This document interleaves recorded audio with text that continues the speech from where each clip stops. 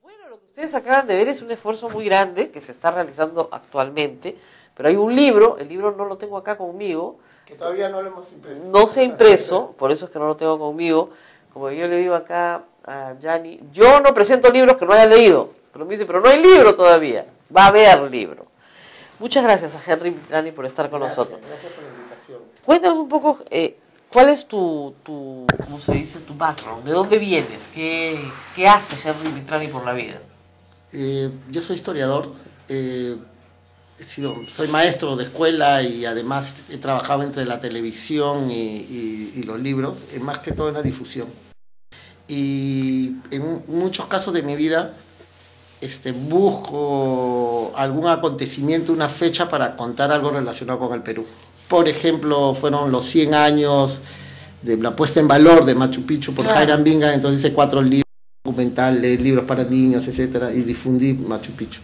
En este caso, con un grupo que se llama Pacificum, que dirigimos Evelyn Merino Reina y yo, vimos que este año se cumplían los 500 años de avistamiento del Pacífico por de Balboa y su segundo un joven capitán que se llamaba Francisco Pizarro, y lo hacen desde el Darién, desde Panamá. Ajá. Y este hecho dijimos, nos hizo reflexionar y dijimos, ¿por qué no nos contamos sobre el mar del Perú, que es lo más desconocido que tenemos los peruanos, lo que menos conocemos, la frontera más grande, más que la que tenemos con Brasil? Así es. Además, el Océano Pacífico es el océano más grande del planeta, es la mitad del planeta. Si uno va viajando por el espacio, uno ve esta bola azul y la mitad de esa bola azul es ese océano que produce el 70% del oxígeno del planeta. Así es. Y el 60% de las nubes que crean los bosques y las lluvias y la vida en los continentes. Por eso la película se llama Sin azul no hay verde. Y consume el 50% del carbono que los seres vivos botan. Nuestro Pacífico es un Pacífico muy especial. Es un Pacífico de dos corrientes, además, que no es común, la tropical y la corriente de Humboldt. Entonces, es un Pacífico especial. Si no fuera por la corriente de Humboldt, tendríamos solo corrientes tropicales y nos pareceríamos más a río, ¿no es cierto? Y bosques, y no hubieran desiertos, si no seríamos una costa de bosques, ¿no? Exactamente, somos una costa de bosques y desiertos. El entorno y el costeño, digamos, como que todavía no se termina de adaptar, ¿sabes? Así como uno se adapta al Ande, lo que sucede es que tenemos una visión de cantera del Océano Pacífico. Esa visión de cantera empezó a finales del 18 con la gran pesca de ballenas en la época colonial, que después de la plata era lo que más rédito le daba a la corona española. ¿Se pescaban ballenas acá en Lima? Claro, por supuesto. Después el petróleo reemplaza a lo que la ballena era, porque se cazaban ballenas para alumbrar, para grasas. ¿Qué pasó con la ballena que estaba en la costa peruana? Casi se le extinguieron y se ha vuelto a recuperar en los últimos 20 años y ahora es en la zona de órganos. Uno sale a 5 minutos y puede ver... Ballena jorobada. La jorobada, que hay una brale que es de acá, chiquita, pero la jorobada que viene entre julio, agosto y septiembre, uno puede ver la cantidad que quiera de ballenas que viene de la Antártida, ya con las crías. Primero vienen las guías y después vienen las crías. Pero, como te decía, hay una visión de cantera que empezó con las ballenas en la época colonial. Toda la época republicana fue el guano, otra cantera, y en el siglo XX fue la harina de pescado.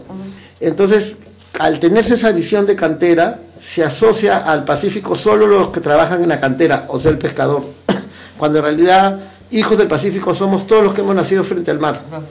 Ahora, es curioso, por ejemplo, ¿no? Cualquier ciudad del mundo que tuviera una bahía como la de Lima, tendría deportes náuticos pues en cantidad, ¿no es cierto?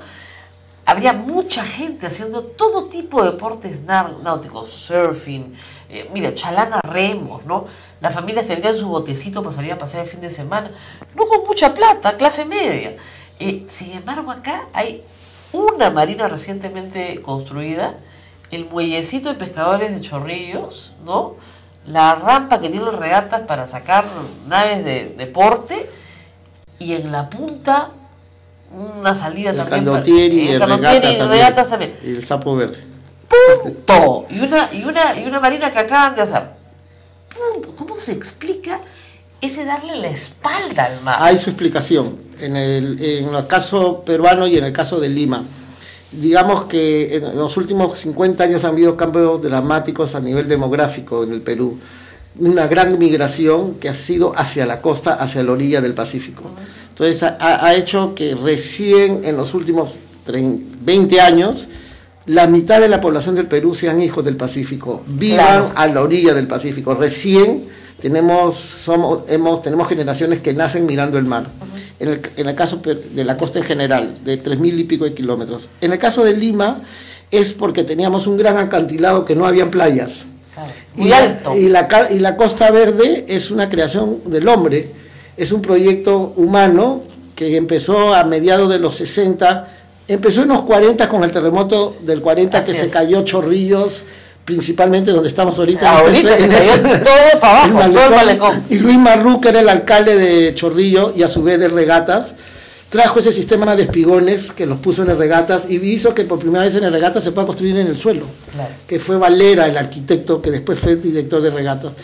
Y Andrés Aramburu Menchaca dijo, este sistema de espigones, ¿por qué no lo hacemos en todo el acantilado? Porque el mar llegaba al acantilado. Chocaba. Y se crearon playas, se retiró el mar y con la tierra del Zanjón se fue asentando en la ladera del acantilado tierra, se hizo pista y se creó este proyecto que se llama la Costa Verde.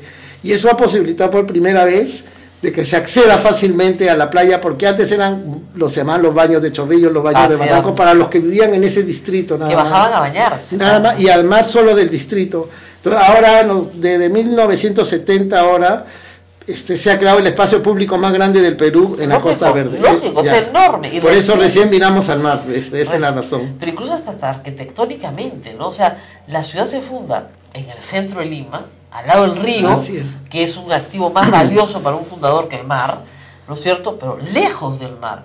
Ahora, por otra razón también, que es que el mar se puede poner muy violento. Y la furia del mar, los limeños no la conocemos. Y nosotros pensamos que el mar es mansito siempre.